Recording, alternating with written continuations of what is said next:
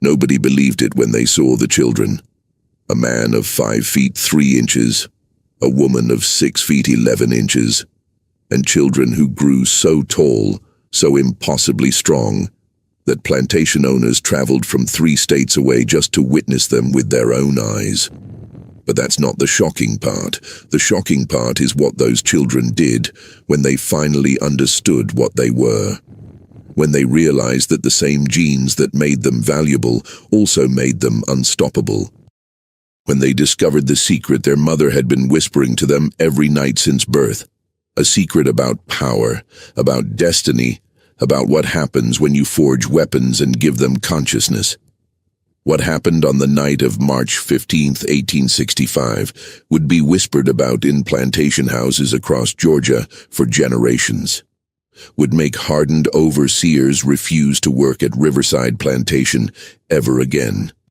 Would become the cautionary tale that masters told each other about the fatal mistake of creating something stronger than you can control.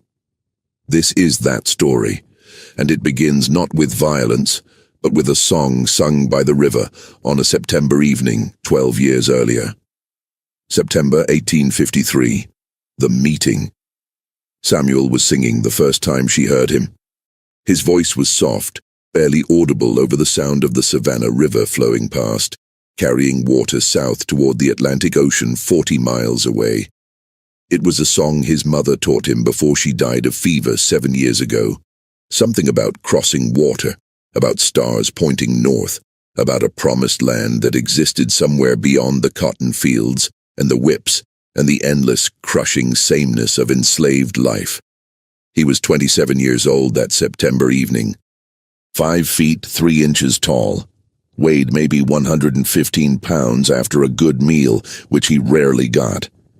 Born on the Riverside Plantation in McIntosh County, Georgia, about 60 miles south of Savannah, on land that stretched along the river like a wound that never healed. Never knew his father, sold to Alabama before Samuel drew his first breath. Had picked cotton every single day since he was old enough to drag a sack behind him through the rows that stretched to the horizon. He was invisible, the kind of slave that overseers barely noticed. Too small to be threatening, too weak to be particularly valuable, too quiet to cause trouble. He simply existed, worked his assigned rows from dawn until his hands bled, kept his head down when overseers passed, survived one day at a time because that's all you could do when you were property. But on this September evening in 1853, sitting by the river during the brief stolen window between the end of work and the beginning of sleep, Samuel allowed himself something dangerous. He allowed himself to remember that he was human, that he had feelings deeper than exhaustion, thoughts beyond tomorrow's labor, a soul that hadn't been completely crushed by 27 years of bondage. The river was his sanctuary, the only place on the entire plantation where he felt something close to peace. The sound of the water reminded him that there was a world beyond cotton and chains, that rivers flowed to oceans, that oceans connected to distant lands, that somewhere, impossibly far away but still existing, people lived free. He was singing when he heard the sound. Footsteps, heavy ones, coming through the trees along the riverbank. Samuel's song died in his throat instantly. His body went rigid with fear. Slaves weren't supposed to be by the river alone after dark. If an overseer caught him here, that was 20 lashes minimum, maybe more if they were in a bad mood. But the figure that emerged from the darkening trees wasn't an overseer. It was the new woman, the one Master Richardson had bought at the auction house on Bryan Street in Savannah 3 days ago, the one everyone called the Giant, or that African demon woman. Samuel had seen her from a distance when she arrived at the plantation. Seen her chained in the back of Richardson's wagon like a wild animal, 4 armed overseers surrounding her with rifles at the ready. Seen the way she had to bend her neck to avoid hitting the wagon's canvas cover. Seen the mixture of rage and terror in her eyes as she was paraded past the assembled slaves. But he hadn't seen her up close until now. She was enormous, easily 6 feet 11 inches tall, maybe even 7 feet if she stood fully straight instead of the defensive hunch she carried. Her shoulders were broader than any man Samuel had ever seen. Her arms were thick with muscle that rippled under her dark skin. Her hands looked like they could crush skulls without effort. Even in the dim twilight, she was terrifying. Samuel's first instinct was to run. Every survival instinct screamed at him to bolt back toward the quarters. But something stopped him. Maybe it was the way she was moving, slow, cautious, like a wounded animal. Maybe it was the way her eyes swept the area, not with aggression but with fear. Maybe it was something in her face that reminded him of his mother before the fever took her. That look of someone trapped with no way out. She saw him. Their eyes met across 15 feet of riverbank. Samuel's heart hammered. He was small, defenseless. She could kill him with one hand. But she didn't move toward him. Just stood there, watching him with an expression he couldn't read. Samuel did something stupid. Something that would change both their lives forever. He started singing again, the same song, soft, gentle, non-threatening. He didn't know if this woman understood English. The overseers had been complaining loudly that she spoke only African gibberish.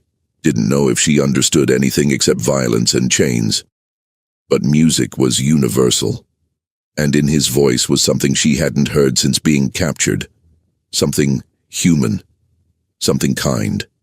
Abeni, though Samuel didn't know her name yet, stood perfectly still. This tiny man singing to her like she was a person worth singing to. It made no sense. In the 5 years since she'd been stolen from her homeland in the mountains of Abyssinia, no one had approached her with anything except fear or cruelty. They beat her, chained her, worked her like an animal, called her monster. But this small man was singing. To her. For her. Something in her chest, something that had been frozen solid since the slave ship crossed the ocean, cracked slightly. Let in the first sliver of light she'd seen in 5 years. She sat down, right there on the riverbank, slowly, carefully, showing she wasn't a threat despite everything about her that screamed danger. Samuel kept singing. His voice shook slightly now. He was still terrified.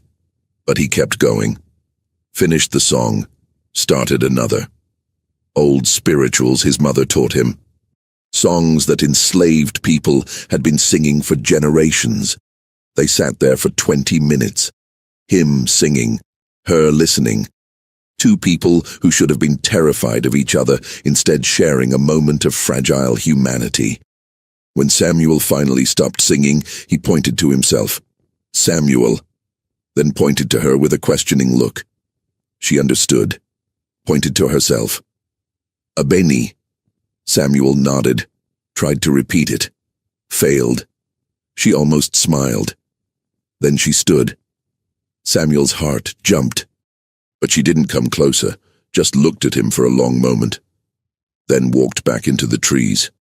Samuel sat there for another hour. Something important had shifted, something that felt dangerously like hope. But he hadn't seen her up close until now. She was enormous. Easily 6 feet 11 inches tall, maybe even 7 feet if she stood fully straight instead of the defensive hunch she carried.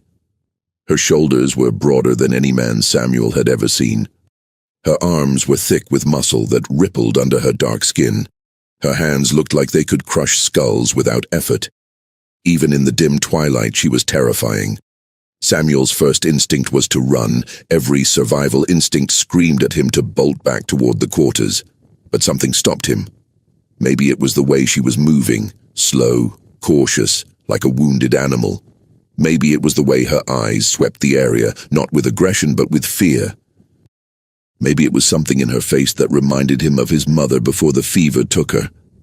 That look of someone trapped with no way out. She saw him. Their eyes met across 15 feet of riverbank. Samuel's heart hammered. He was small, defenseless.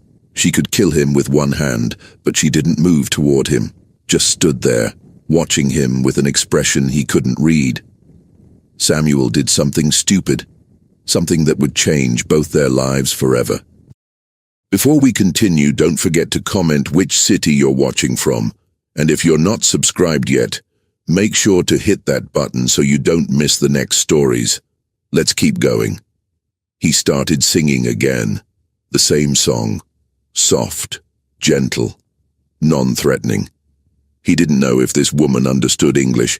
The overseers had been complaining loudly that she spoke only African gibberish, didn't know if she understood anything except violence and chains. But music was universal, and in his voice was something she hadn't heard since being captured, something human, something kind. Abeni, though Samuel didn't know her name yet, stood perfectly still. This tiny man singing to her like she was a person worth singing to. It made no sense. In the 5 years since she'd been stolen from her homeland in the mountains of Abyssinia, no one had approached her with anything except fear or cruelty. They beat her, chained her, worked her like an animal, called her monster. But this small man was singing, to her, for her. Something in her chest, something that had been frozen solid since the slave ship crossed the ocean, cracked slightly. Let in the first sliver of light she'd seen in 5 years. She sat down, right there on the riverbank, slowly, carefully, showing she wasn't a threat despite everything about her that screamed danger. Samuel kept singing. His voice shook slightly now, he was still terrified. But he kept going. Finished the song, started another.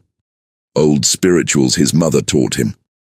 Songs that enslaved people had been singing for generations. They sat there for 20 minutes. Him singing, her listening. 2 people who should have been terrified of each other instead sharing a moment of fragile humanity. When Samuel finally stopped singing, he pointed to himself. Samuel. Then pointed to her with a questioning look. She understood. Pointed to herself. Abeni. Samuel nodded, tried to repeat it. Failed.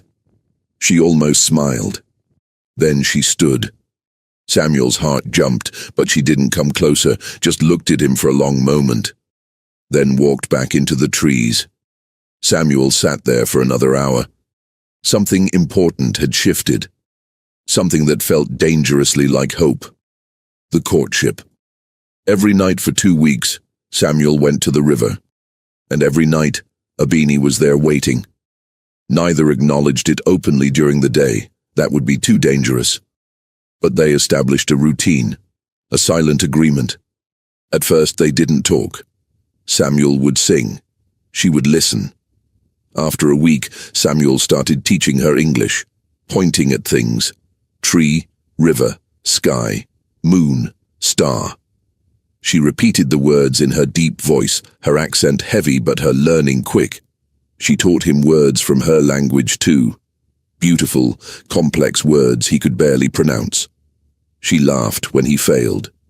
Gradually, they began to actually communicate. Samuel told her about the plantation, about Master Richardson and the overseers, about how to survive, how to become invisible. Abeni told him about her home, about mountains so high that clouds lived between the peaks, about her people who grew tall and strong, about freedom she'd once known, actual, lived freedom, about the void in her chest where her old life used to be. And slowly, something grew between them, something neither expected, something dangerous. They fell in love. Not sudden, dramatic love, the slow kind. Built on conversations and shared humanity, on seeing each other when the world wanted them invisible. When Samuel first touched her hand, his small palm against her massive one, it felt like completing a circuit. When Abeni first kissed him, leaning down from her extraordinary height, it felt like reclaiming stolen choice. The other slaves noticed, whispered, the tiny man and the giant woman. It seemed impossible. But the way they looked at each other couldn't be denied. Old Martha, who'd been on the plantation for 43 years, pulled Samuel aside, told him to be careful, That love between slaves was dangerous, that masters could use it against you, that opening your heart was just giving them another weapon. Samuel knew she was right. Knew loving Abini was dangerous. But he also knew that life without love wasn't really living. He'd rather have her for however long they had, even if only days, than spend the rest of his life empty. When they jumped the broom in December 1853, the slave marriage ceremony, it was small. 10 witnesses, a borrowed broom Samuel had carved from oak branches. Old Martha said a few words about commitment and endurance and hope. Then together, hands joined, they jumped over that broom. The symbolic crossing from individual to union, from alone to together, from one to family. Master Richardson heard about it the next day and laughed. Let them marry. Why not? Married slaves meant babies. And if that giant woman had children who inherited her size, that would be valuable. Very valuable. He approved with a wave of his hand, even gave them a spare cabin, one taller than the others, a wedding gift. Really just investment in future property. He had no idea what he was actually allowing to happen. The children Abini became pregnant in the spring of 1854, about 4 months after their marriage. Her belly grew enormous, far larger than seemed normal for any pregnancy, swelling until she looked like she was carrying twins or triplets. The slave women who'd served as midwives for years had never seen anything like it. They whispered among themselves that a woman that size carrying a baby that large would never survive childbirth. That something unnatural was happening. Samuel was terrified in a way he'd never been before. There were no doctors for slaves. Medical care was reserved for valuable property like horses, not for human property that could be replaced cheaply at auction. Just the midwives with their folk knowledge passed down through generations, their herbs gathered from the woods, their experience that had clear limits. And none of them had ever delivered a baby from a woman nearly 7 feet tall. Labor started on a sweltering July night in 1854. The kind of Georgia summer night where the heat doesn't break even after sunset, where the air is so thick you can barely breathe. Abeni's water broke while she was lying on their cabin floor. There was no bed that could support her size, so they slept on pallets on the dirt floor like most slaves. Samuel ran for the midwives, his heart pounding, hands shaking with fear. Old Martha came immediately, bringing 2 other women experienced with difficult births. They assessed Abini quickly, felt her belly, checked her progress, and exchanged looks that terrified Samuel. The labor lasted 18 hours. 18 hours of Abini screaming in her native language, words Samuel didn't understand, but whose meaning was universal. Pain, fear, determination, rage. The midwives did what they could with cloth soaked in river water, with teas made from willow bark, with prayers whispered to God and older spirits whose names they didn't say aloud. Samuel stayed by her side the entire time, held her hand, her massive hand that could crush his, while she squeezed hard enough to leave bruises. Whispered to her in English and the few words of her language he'd learned. Told her she was strong, told her the baby was almost here, told her he loved her. Over and over. I love you. I love you. I love you. Like a prayer. Finally, as dawn broke and birds started singing, the baby came. One final scream from Abeni that echoed across the plantation. One final push. Then crying. A baby's cry. High and strong and alive, and the most beautiful sound Samuel had ever heard. A girl. Old Martha lifted the baby and cleaned her quickly, wrapped her in a thin blanket they'd saved for this moment, turned to Samuel with an expression between relief and confusion. The baby was perfectly normal, completely, totally normal. 19 inches long, 7.5 pounds, crying and healthy and pink like every newborn. Everyone was shocked. The witnesses gathered outside had expected a giant baby, a monstrous thing that would explain Abeni's enormous belly, but this was just a baby, tiny, wrinkled, perfect, ordinary. Samuel held his daughter for the first time and cried. Not from disappointment, he didn't care what size she was, from relief that overwhelmed everything, from joy that felt almost painful, from the realization that he was a father. That despite being property with no legal rights to this child who could be sold away at any moment, he had helped create life, had brought something beautiful into this ugly world. Abini held their daughter next and cried too, silent tears cutting tracks through sweat and exhaustion. She'd been terrified the pregnancy would kill her, terrified the baby would be taken immediately, terrified of bringing a child into slavery. But here she was, alive. Her daughter alive. Her husband beside her. For this one perfect moment, they were a family. They named her Grace, because grace was the only word that fit, an undeserved gift in a world that gave them nothing. Master Richardson came to see the baby the next day, walked into the cabin without knocking. Slaves had no privacy. Looked down at the infant with obvious disappointment. He'd been hoping for a giant infant, a super-strong baby who'd grow into a super-strong worker. But this was just a normal child, small even. Barely worth the food it would cost to raise her. He left without comment, already dismissing Grace as unimportant. He had no idea he was wrong.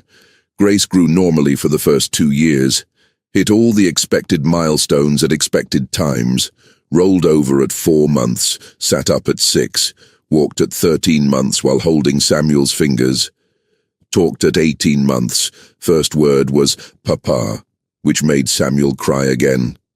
Was a cheerful, healthy toddler who played with other slave children in the brief hours between their small chores. Even children as young as 3 or 4 were given simple tasks like gathering eggs or pulling weeds.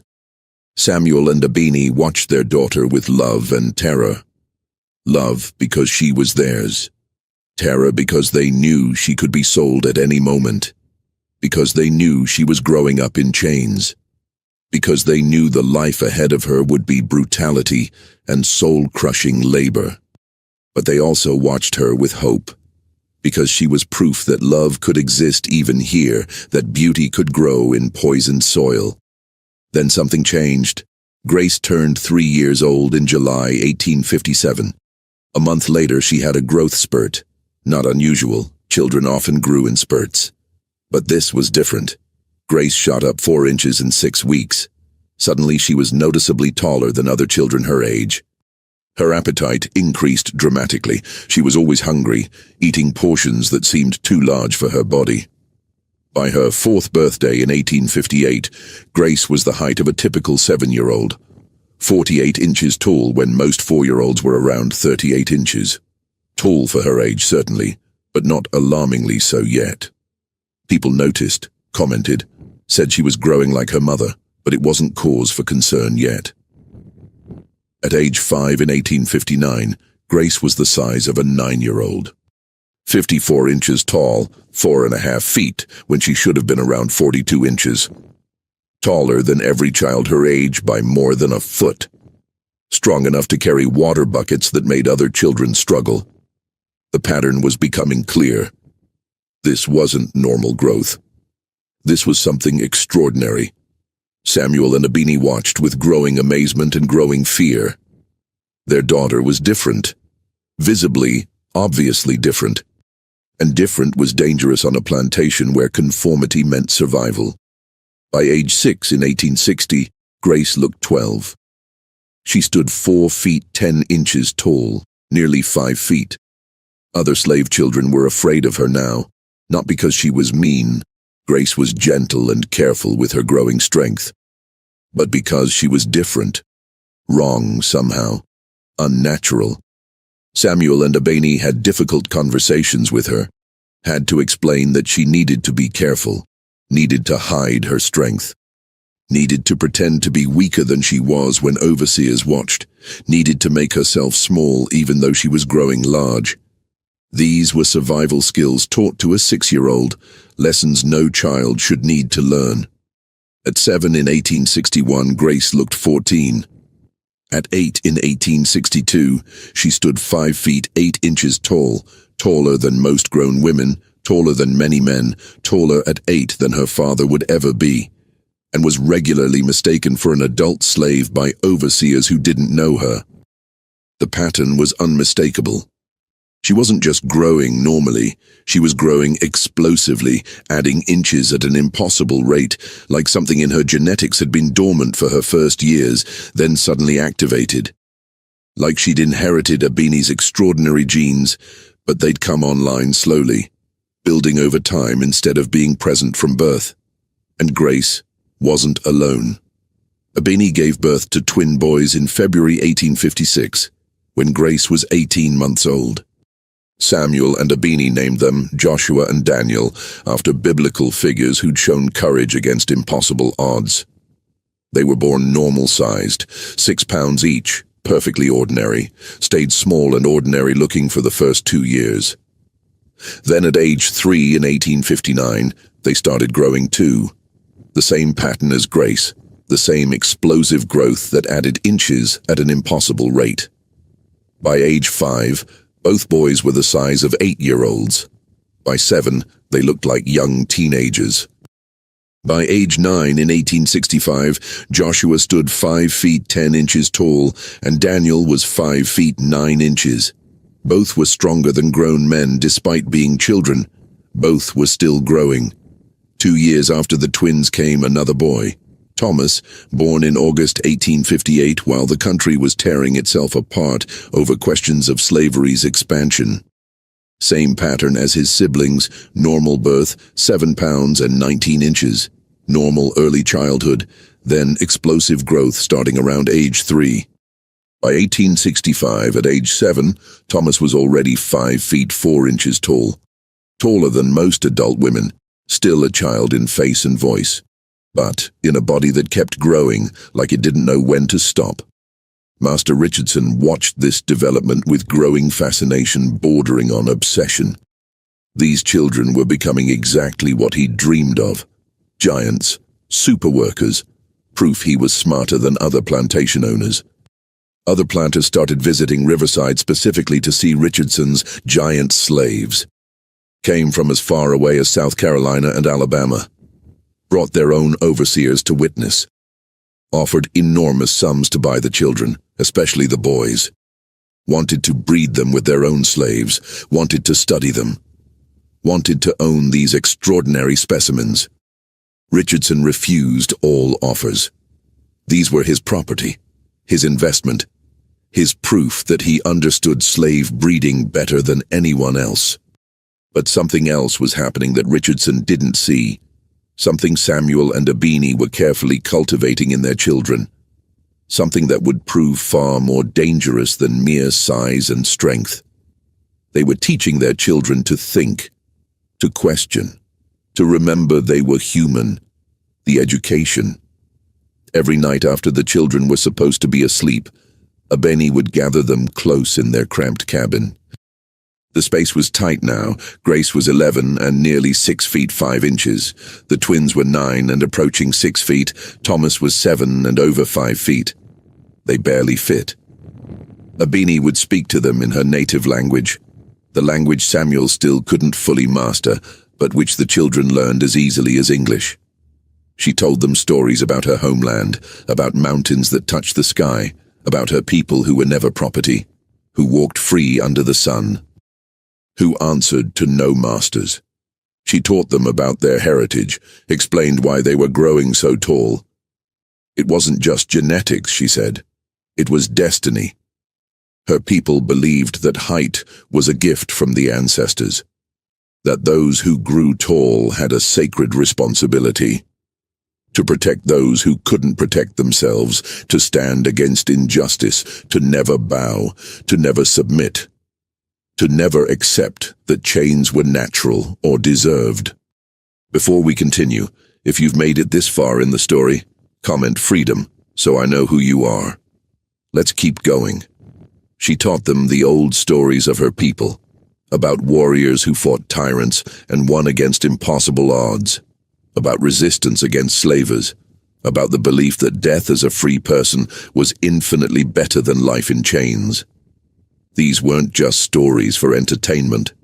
They were lessons, instructions disguised as bedtime tales, preparation for what might come. Samuel taught them different but equally important lessons about survival in a world that wanted them dead or broken, about strategy and patience, about how to appear smaller than they were, increasingly difficult as they grew taller, how to hide their growing strength from overseers, how to be underestimated, how to seem simple and docile when you were actually intelligent and aware. He taught them the slaves' survival skills, how to read white people's moods and intentions, how to predict violence before it arrived, how to avoid being selected for the worst punishments. But most importantly, he taught them to think strategically, to see patterns, to understand that strength without intelligence was just another form of slavery, that muscles could be chained but minds could not, unless you let them. Together, Samuel and Abini taught their children something revolutionary, that being enslaved didn't mean being property, that no matter what the law said, no matter what Master Richardson claimed, they were human beings. They had worth that wasn't measured in labor or profit.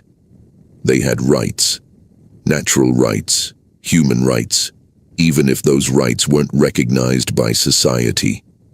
And someday, somehow, they would be free. The children absorbed these lessons completely. Grace became their natural leader. By age 11 in 1865, she stood 6 feet 5 inches tall. Smart beyond her years, strategic. She learned to hide her strength perfectly, to appear weak and docile in front of overseers, while secretly being capable of incredible feats.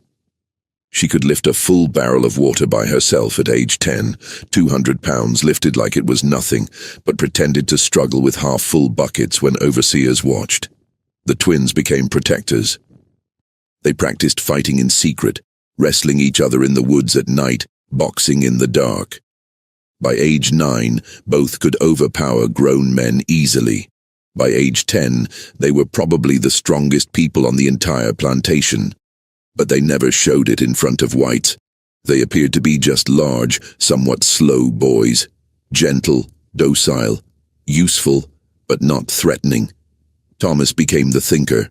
Samuel taught him to read, a crime punishable by severe whipping. They used a Bible stolen from the big house.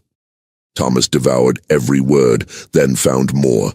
Newspapers that overseers left lying around, documents he glimpsed on errands.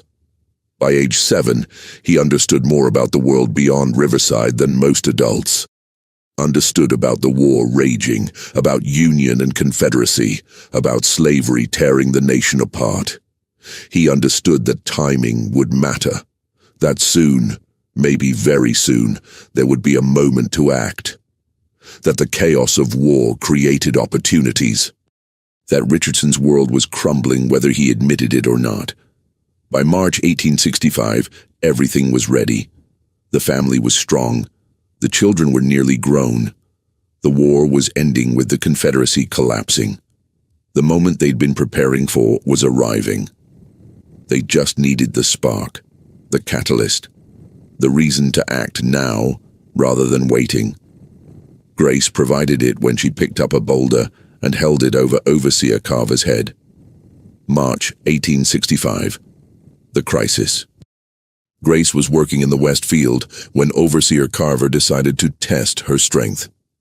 It was a cold March morning, and Carver was drunk by 10 o'clock, his flask of cheap whiskey always within reach. He'd been watching Grace work all morning, irritated by how easily she made it look. This girl, barely 12 by his reckoning, though she was actually 11, was picking cotton faster than grown men. It annoyed him, made him want to prove she wasn't special. So he started making her lift increasingly heavy objects. Told her to carry a full cotton bale, normally a 2-man job. She did it without complaint, showing nothing beyond normal strain. He made her lift a log that had fallen near the field. She lifted it. He pointed to a cart wheel. She carried it. But Carver wanted more. Wanted to see her fail. Wanted to prove she wasn't as special as Richardson claimed. He pointed to a boulder at the edge of the field. A piece of granite that had been sitting there for generations because it was too big to move. Easily 300 pounds of solid stone. "Lift that," he ordered, his words slurred. Grace looked at the boulder, looked at Carver, said quietly, "I can't, sir. Too heavy." Carver's face flushed red. "I said lift it, girl." "I can't, sir," Grace repeated, keeping her eyes down.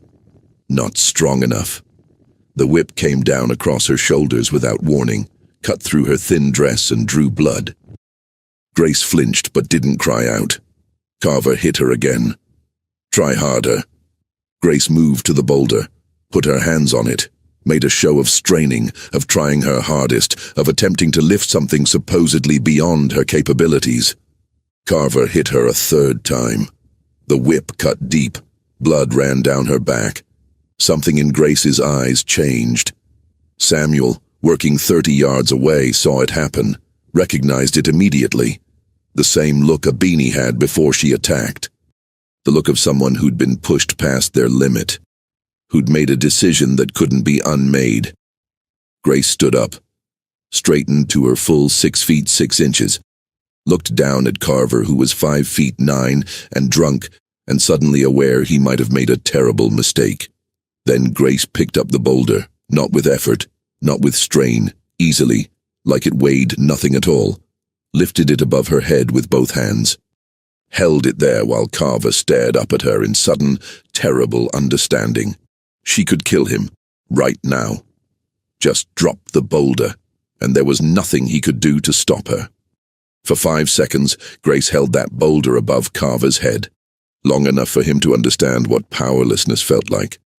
Long enough for his drunk brain to sober up and realize he was about to die. Long enough to feel what every slave felt every day, complete vulnerability to someone else's whim. Long enough for him to piss himself, warm urine running down his leg. Then Grace set the boulder down gently, carefully, like placing a baby in a crib, turned her back on Carver, walked back to her cotton row, picked up her sack and went back to work like nothing had happened. Carver actually ran back toward the big house, stumbling in his haste, still wet from pissing himself. The other slaves in the field had stopped working to watch. They'd seen what Grace did, seen her strength, seen her mercy, seen the choice she'd made not to kill him, even though she could have. Samuel's heart was pounding. This was it. This was the moment he'd been dreading for years. Grace had revealed herself. There would be consequences. Severe consequences. Carver burst into Richardson's study, told him what happened, words tumbling over each other in panic. How Grace had lifted a boulder that should have been impossible. How she'd held it over his head. How close he'd come to being killed. How that giant slave girl was dangerous, was a threat, had to be dealt with immediately. Richardson listened with growing fury, his face turned red, then purple. No slave threatened an overseer. This required punishment. Severe, public punishment to re-establish order. He ordered Grace whipped, 50 lashes, public, tomorrow morning, in front of all the slaves, a lesson about what happened when you showed defiance. That night, Samuel and Abeni held an emergency meeting in their cabin. Grace, the twins, Thomas, and 6 trusted adult slaves crowded into the space. Everyone knew what 50 lashes meant. It was a death sentence. No child could survive that. Even Grace, with her size and strength, couldn't survive having her back flayed open by 50 strokes. They couldn't let it happen.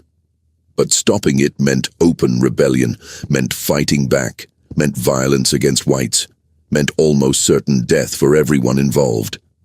The plantation had 8 overseers, all armed. Richardson kept multiple weapons in the big house. In a straight fight, even giant slaves couldn't win against guns. But they couldn't just let Grace die either.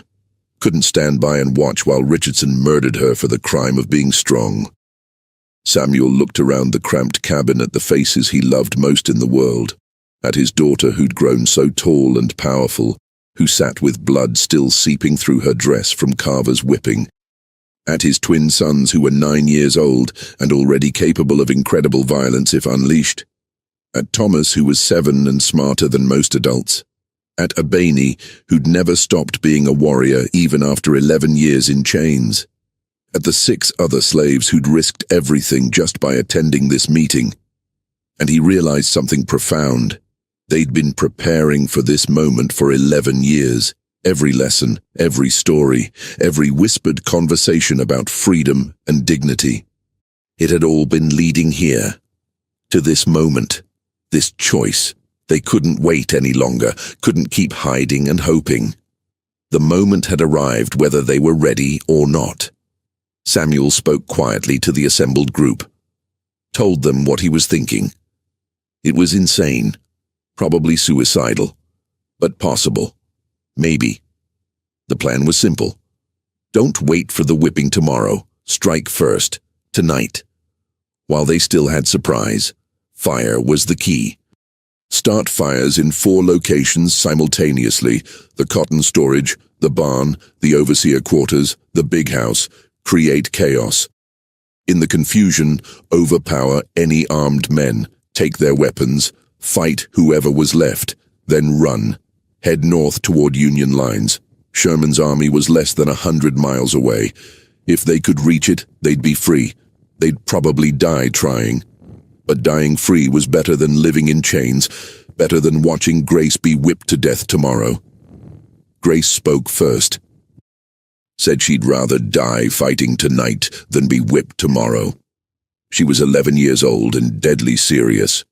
Joshua and Daniel agreed immediately. They'd been waiting for permission to use their strength. They were ready. Thomas was scared, but also determined. He'd read about slave rebellions. Maybe this time would be different.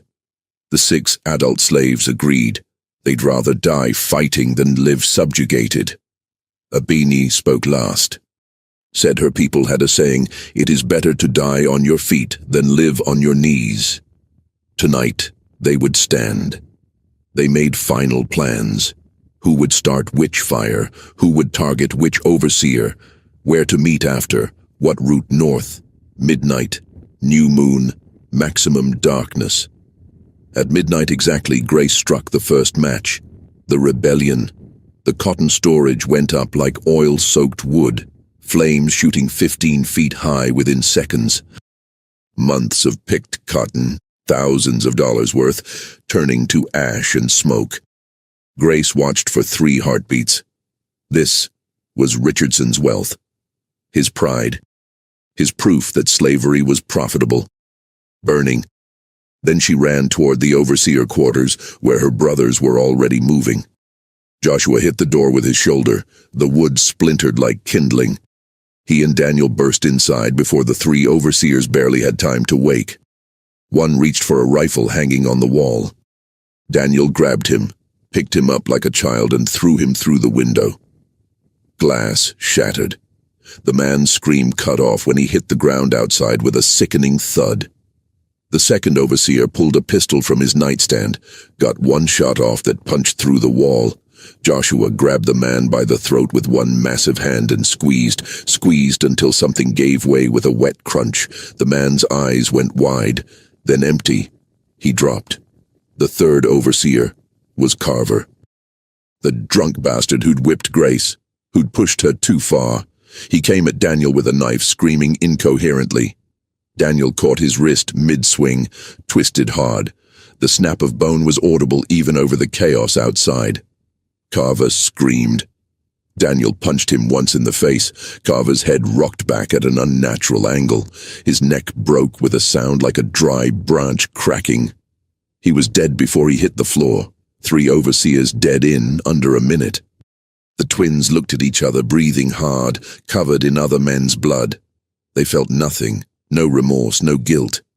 These were the men who'd kept them in chains their entire lives, who'd whipped their mother and father and sister. This was justice, long overdue. They grabbed the weapons, 3 rifles, 2 pistols, ammunition, and ran outside into chaos. The plantation was burning. Multiple fires creating a hellscape of orange light and black smoke. People shouting, running. Bells ringing as someone tried to raise the alarm. The remaining 5 overseers were scrambling, trying to organize a response, trying to understand what was happening. They'd never prepared for this possibility. Slaves didn't rebel. Slaves didn't fight back. That's what they believed. That's what they'd been wrong about. Samuel and his team had hit the barn successfully. The building was fully engulfed, flames reaching 30 feet into the night sky. The heat was incredible even from 50 yards away. 3 horses trapped inside were screaming, horrible, inhuman sounds that Samuel knew would haunt him forever. But there was no time to save them, no time for mercy. They had to keep moving. The hardest target was the big house. That's where Richardson was, where his family was, where most of the guns were stored, where the real danger lay. Abaney led the assault, her, Thomas, and 4 other slaves armed with axes and righteous fury accumulated over lifetimes of suffering. They burst through the front door, a door slaves were never allowed to use, a threshold they'd never been permitted to cross. Abaney had to duck to fit through even though it was built tall. For a moment, she stood in the foyer with its expensive chandelier and imported wallpaper. Stood in the house that represented 3 generations of wealth built on stolen lives and broken bodies. Richardson came down the stairs with a pistol in his shaking hand. Behind him, his wife and 2 children were screaming. The guests, a merchant from Savannah and his wife, were hiding somewhere upstairs. Richardson aimed the pistol at Abaney with trembling hands. His face was red with fury and fear. "You goddamn..." Abaney moved faster than he could track, 11 years of rage and humiliation compressed into one explosive moment. She covered the distance between them in 3 strides, grabbed his wrist before he could fire, twisted hard. The bones in his wrist ground together audibly. He screamed and dropped the gun. It clattered on the polished wood floor. Abaney picked him up by the throat with one hand, lifted him completely off the floor. His feet kicked uselessly in the air. His hands clawed at her arm, leaving scratch marks that drew blood but accomplished nothing. For 11 years, she'd been his property. For 11 years, she'd bowed and submitted and hidden her strength. For 11 years, she'd pretended to be something less than human. Not anymore. She looked into Richardson's bulging eyes, made sure he saw her. Really saw the person he'd bought and tried to break. Saw the human being he'd treated as livestock. Saw the mother and wife and warrior he'd tried to destroy and failed. Then she threw him. Threw him with all the strength her massive frame possessed. He flew 15 feet across the foyer and crashed into the far wall. His head hit the expensive imported wallpaper with a wet crack. He slid down slowly, leaving a dark smear of blood. He wasn't dead. His chest still rose and fell, but he'd never walk right again. Never be whole again. Never forget what it felt like to be powerless. Thomas had run upstairs, found Richardson's study, found the maps he needed, maps showing roads north, locations of Union encampments, towns that might be sympathetic or hostile. He grabbed them, grabbed a compass from the desk, grabbed a bag of coins from the drawer. Supplies for their escape. Information that might keep them alive. Outside, the remaining overseers had organized slightly, were firing rifles at the running slaves.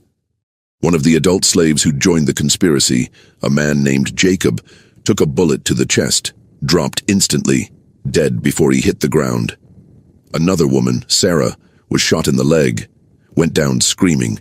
Joshua ran back for her through gunfire, picked her up like she weighed nothing, carried her while she bled and screamed and held on. Grace had taken a rifle from a dead overseer's hands.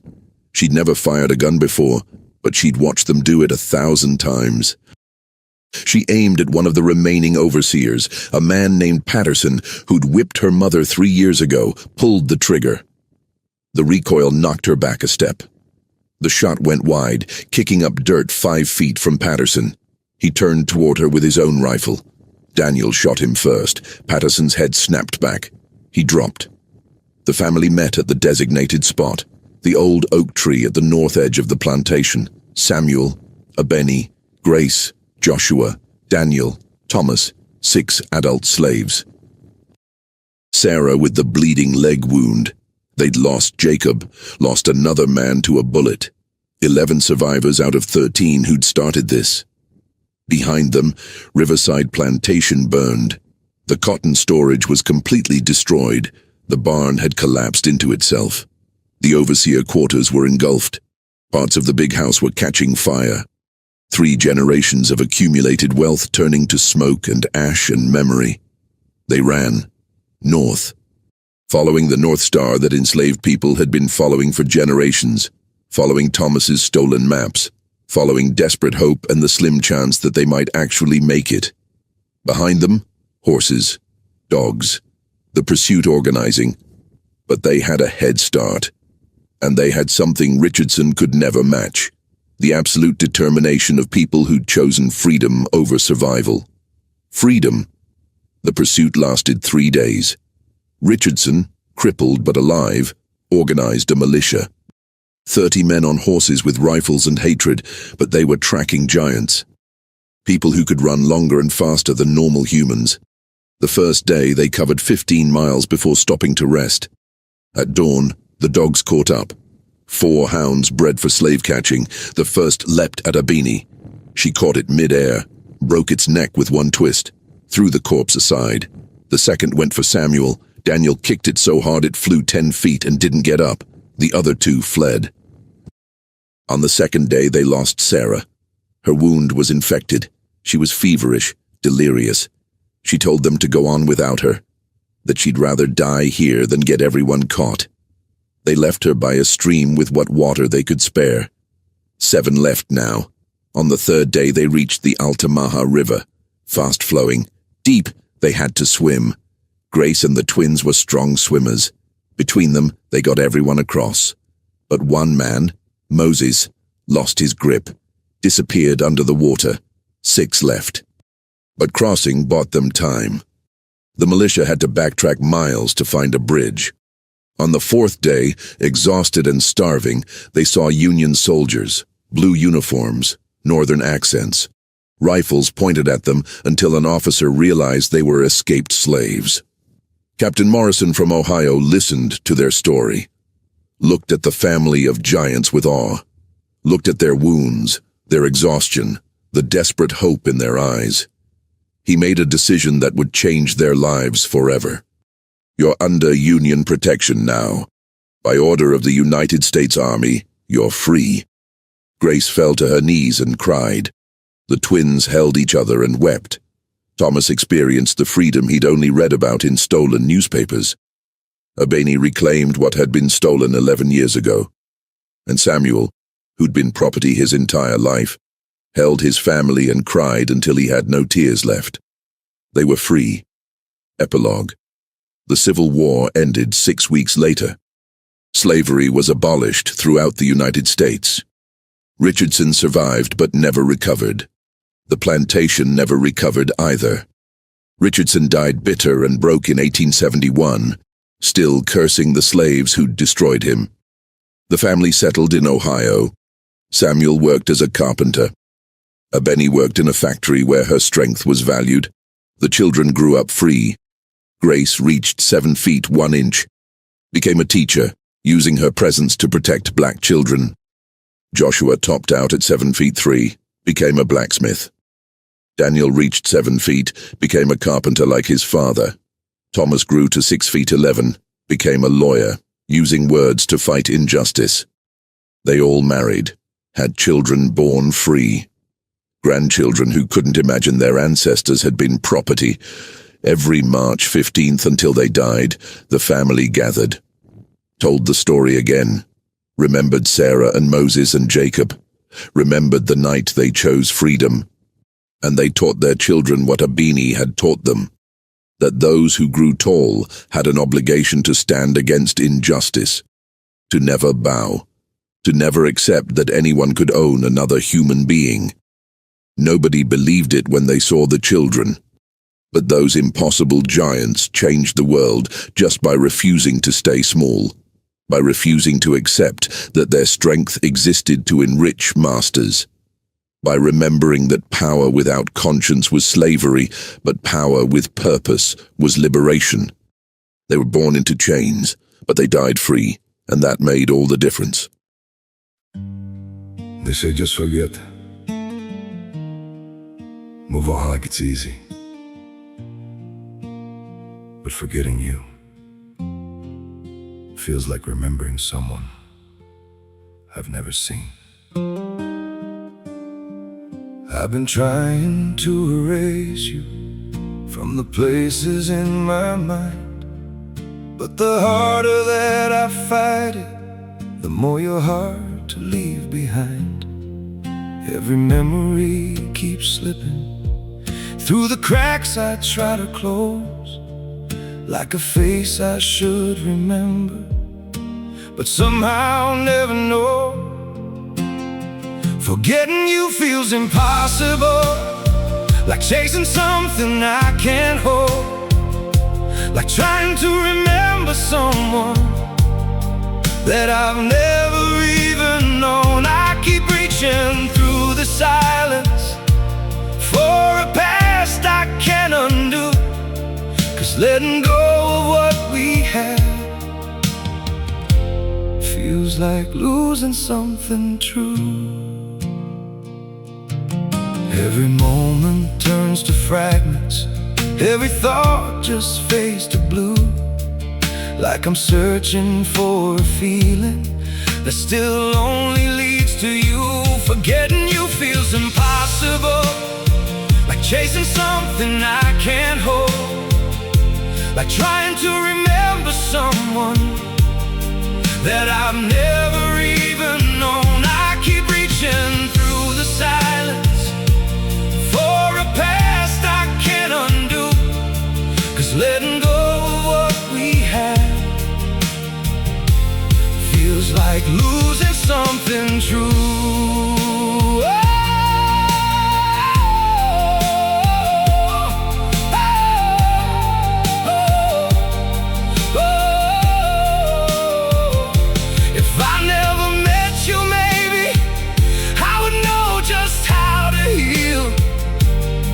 But now every empty moment still reminds me what is real. Forgetting you feels impossible, like chasing something I can't hold, like trying to remember someone that I've never even known. I keep reaching through the silence for a past I can't undo, 'cause letting go of what we had feels like losing something true.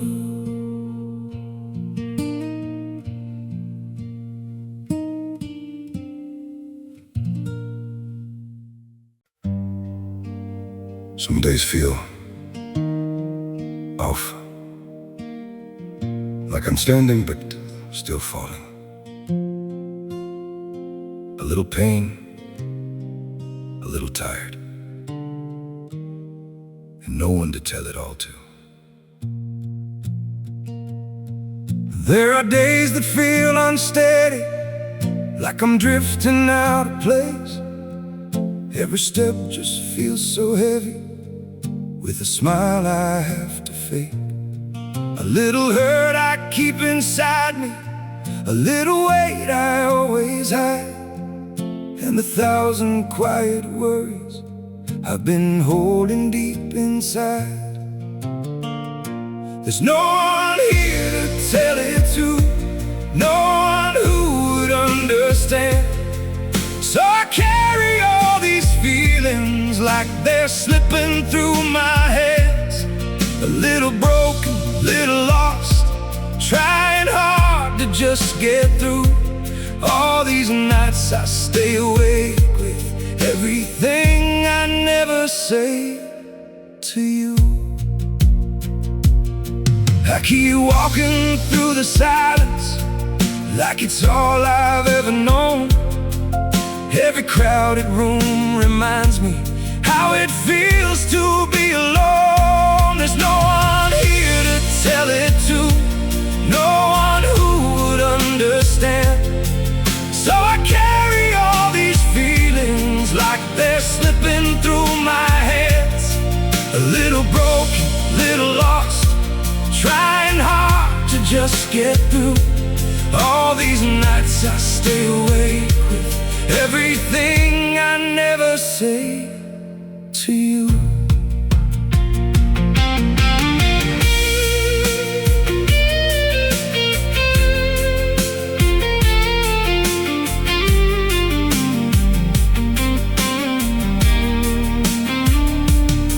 Maybe one day I'll be stronger, maybe I'll learn how to speak, but for now I keep it buried in the parts of me too weak. There's no one here to tell it to, no one who would understand. So I carry all these feelings like they're slipping through my hands. A little broken, little lost, trying hard to just get through. All these nights I stay awake with everything I never say to you.